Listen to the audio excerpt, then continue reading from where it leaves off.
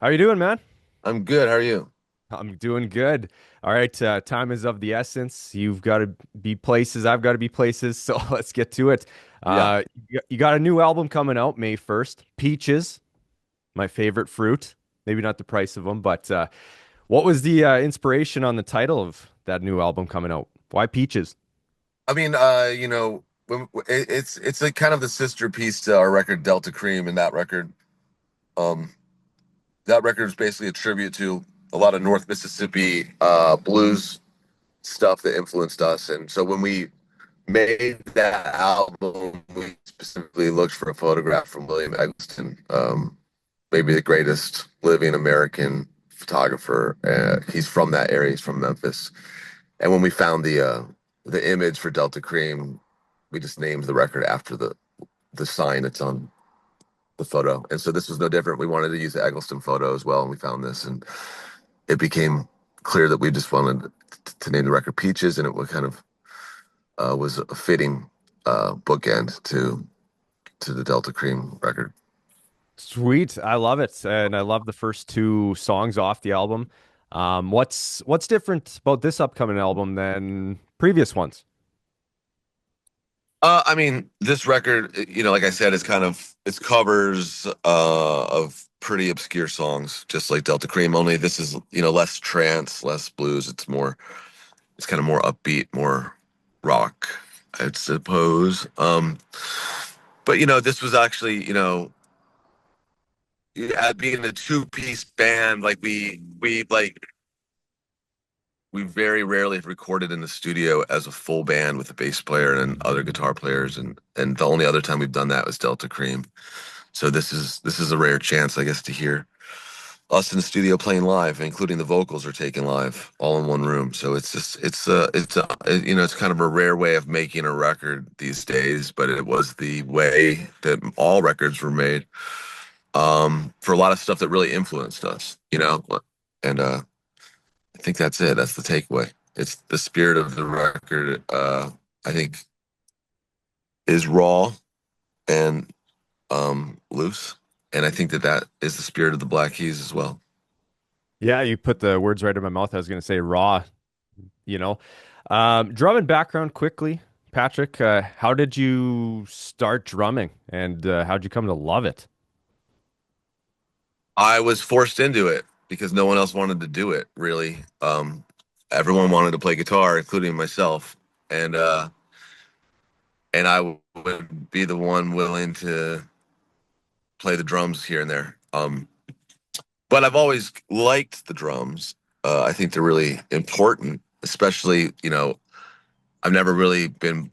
I mean, I'm really impressed by technical drumming, like guys like John Bonham and Bill Ward. I love their drumming, but I've never really sought to learn how to do that. It's like I've always was more blown away by the simplicity of like a Wu-Tang Clan's, beat, like sampling something that's like one or two bars. And so that's just kind of how I've modeled my drumming, I suppose. Um, yeah, Sweet. And as you say that, I got my Wu-Tang shirt on. there you go. So some bands find their, sound, they stick with it album through album, but you guys have so many different sounding songs, albums, songs you can cruise in the car to, songs you can smoke a doobie to, pretty much anything you can do to your guys' music. How do you keep it so fresh?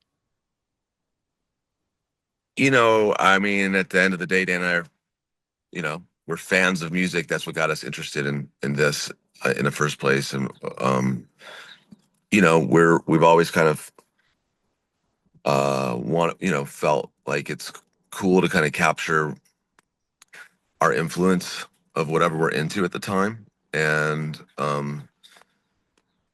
for better or worse, musically or career wise, I mean, there's been times like if we would have after El Camino just try to make another El Camino, we'd probably be playing stadiums by now. But we just try to, I guess that the authentic aspect of music is what kind of keeps us coming back, and then that means following what we're into. Um, you know. Yeah, understood. Producing, you got a great background in producing. You've produced a number of acts, including the Sheepdogs, who are from Saskatchewan, which is my home Yeah. province. It's pretty cool. What do you enjoy the most about producing? It's kind of a thankless task, really. But I love sculpting the sound of a record. I'm really picky when it comes to kind of music, and I get to do that with Dan and the Black Keys. That was like the whole reason why we even wanted to do this was because we both love the idea of making albums, and we kind of taught ourselves, and then we got like a really good lesson in making records from making a couple albums with Danger Mouse, and but at the end of the day, producing is one of those things where like I love to do it, but it all at the end of the day, it's one of those things where you know it it is pretty thankless, like I said. A lot of Hmm. people don't know that you worked on it. They don't understand what you did, and a lot of times even the artists you worked with. Yeah. So No. yeah, Do you enjoy producing or performing more?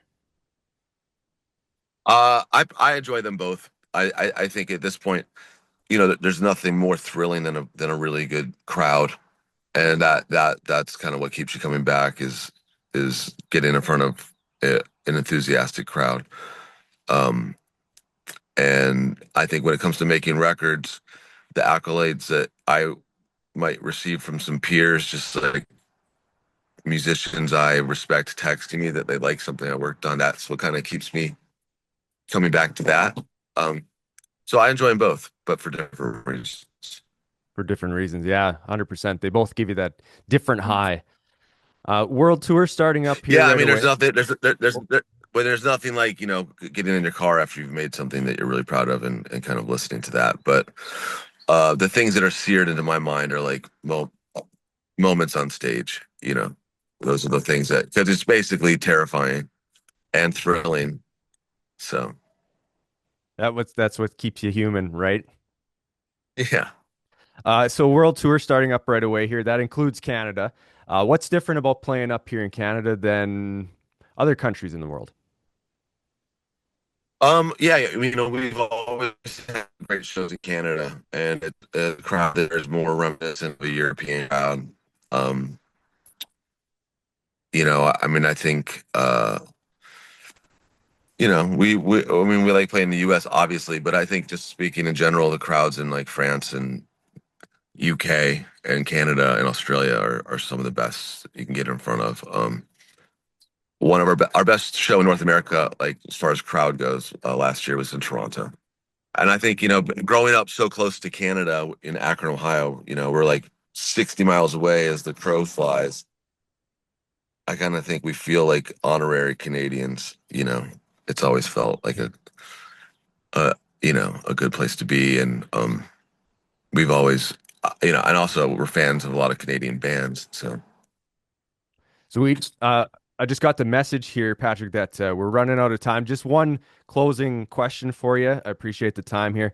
You're into like 25 years as a band, you and Dan. Over the last 25 years, what comes to mind that you're most proud of through that time? I think the thing that ultimately I'm most proud of is that we've been able to remain really close friends and have a relationship you know, that has persevered, all the ups and downs that can come with this stuff. And I think, you know, um, if I'm thinking about like what my kids would take away from my career, it would be that, that they're learning how to, have a strong bond with someone and work through the the the good times and the bad times. I think that's more important than any, platinum record or Grammy or sold out show somewhere. Excellent response. I love that, man. All right, Patrick.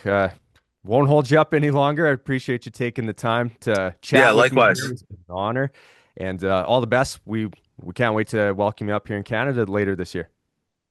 Yeah, say what's up to the sheepdogs for me. I definitely will, brother.